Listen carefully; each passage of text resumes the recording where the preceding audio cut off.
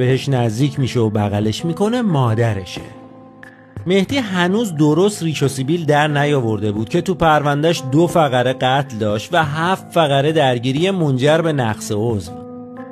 حالا جالبه بدونید فقط یکی از پرونده‌هاش واسه بیرون حبس و بقیه اون پرونده سنگین سابقه درگیری و دعواییه که تو زندان کرده.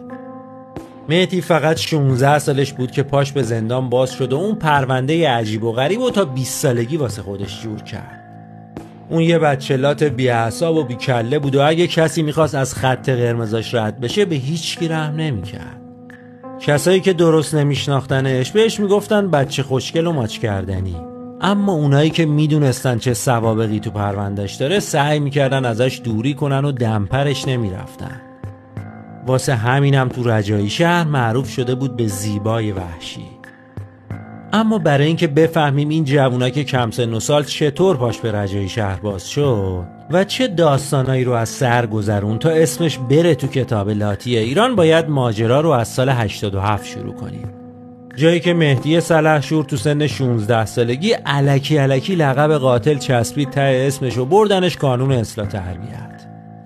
مهدی بچه مسعودیه بود، یه محله خسته ته تهران.